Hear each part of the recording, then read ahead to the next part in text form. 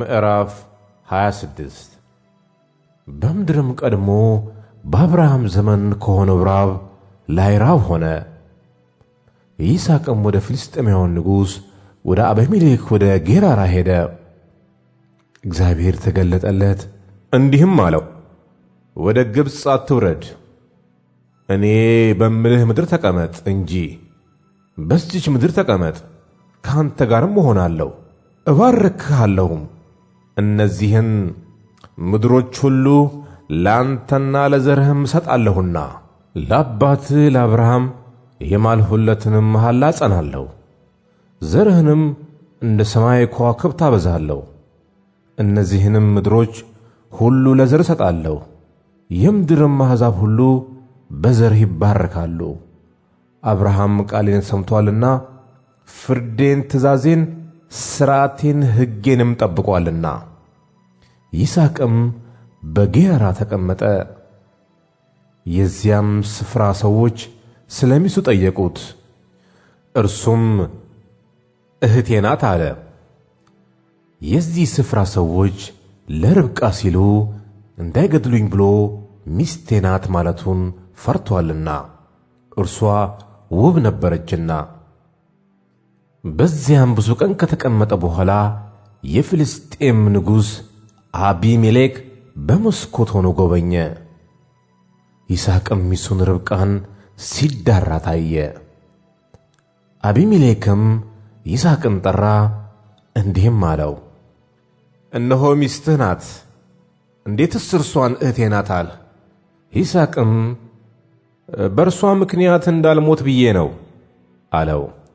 አቤሜሌክም አለ፣ ይህ ያደረግህብን ምንድን ነው? ከሕዝብ አንዱ ከሚስት ጋር ሊተኛ ጥቂት በቀረው ነበር፣ ኀጢአትንም ልታመጣብን ነበር። አቤሜሌክም ሕዝቡን ሁሉ ይህንን ሰው ሚስቱንም የሚነካ ሞትን ይሙት ብሎ አዘዘ። ይስሐቅም በዚያች ምድር ዘርን ዘራ፣ በዚያችም ዓመት 100 እጥፍ አገኘ። እግዚአብሔርም ባረከው። ባለጠጋ ሰውም ሆነ፣ እጅግ እስኪበለጥግ ድረስም እየጨመረ ይበዛ ነበር። የበግና የላም ከብትም ሎሌዎችም እጅግ በዙለት። የፍልስጤም ሰዎች ቀኑበት። በአባቱም በአብርሃም ዘመን የአባቱ ሎሌዎች የማሷቸውን ጉድጓዶች ሁሉ የፍልስጤም ሰዎች ደፈኗቸው፣ አፈርንም ሞሉባቸው። አቤሜሌክም ይስሐቅን ከእኛ ተለይተህ ሂድ፣ ከእኛ ይልቅ እጅግ በርትተሃልና አለው። ይስሐቅም ከዚያ ሄደ፣ በጌራራም ሸለቆ ሰፍሮ በዚያ ተቀመጠ። ይስሐቅም በአባቱ በአብርሃም ዘመን ቆፍሯቸው የነበሩትን የውሃ ጉድጓዶች ደግሞ አስቆፈረ። አብርሃም ከሞተ በኋላ የፍልስጤም ሰዎች ደፍነዋቸው ነበሩና አባቱም ይጠራቸው በነበረው ስም ጠራቸው። የይስሐቅ ሎሌዎችም በሸለቆ ውስጥ ቆፈሩ፣ በዚያም የሚመነጭ የውሃ ጉድጓድ አገኙ። የጌራራ አገር እረኞች ከይስሐቅ እረኞች ጋር ውሃው የእኛ ነው ሲሉ ተከራከሩ። የዚያችንም ጉድጓድ ስም ኤሴቅ ብሎ ጠራት፣ ለእርሷ ሲሉ ተጣልተዋልና። ሌላ ጉድጓድም ማሱ፣ ስለ እርሷም ደግሞ ተጣሉ፣ ስሟንም ስጥና ብሎ ጠራት። ከዚያም እልፍ ብሎ ሌላ ጉድጓድ አስቆፈረ፣ ስለ እርሷም አልተጣሉም፣ ስሟንም ርሆቦት ብሎ ጠራት። እንዲህ ሲል አሁን እግዚአብሔር አሰፋልን፣ በምድርም እንበዛለን። ከዚያም ወደ ቤርሳቤ ወጣ። በዚያችም ሌሊት እግዚአብሔር ተገለጠለት እንዲህም አለው፣ እኔ የአባትህ የአብርሃም አምላክ ነኝ፣ አትፍራ፣ እኔ ካንተ ጋር ነኝና እባርክሃለሁ። ስለ ባሪያዬ ስለ አብርሃም ዘርህን አበዛለሁ። በዚያም መሠዊያን ሠራ፣ የእግዚአብሔርንም ስም ጠራ። በዚያም ድንኳን ተከለ። የይስሐቅም ሎሌዎች በዚያ ጉድጓድ ማሱ። አቢሜሌክና የሙሽራው ወዳጅ አኮዘት የሰራዊቱም አለቃ ፊኮል ከጌራራ ወደ እርሱ ሄዱ።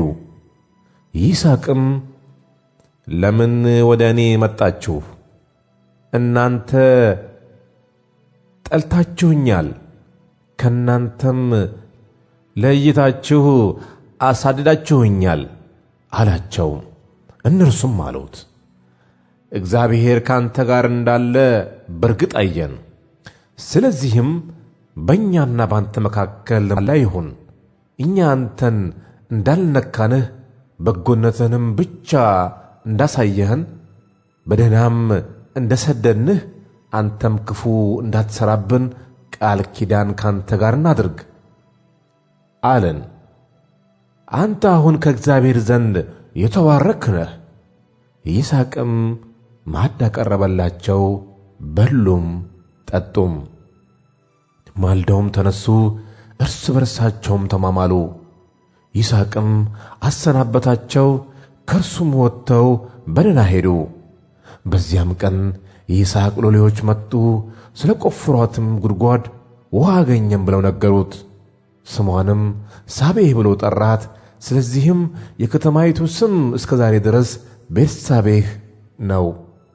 ኤሳውም 40 ዓመት ሲሆነው የኬጢያዊ የቢኤርን ልጅ ዩዲትን የኬጢያዊ የኤሎንን ልጅ ቤስሞትንም ሚስቶች አድርጎ አገባ። እነርሱም የይስሐቅንና የርብቃን ልብ ያሳዘኑ ነበር።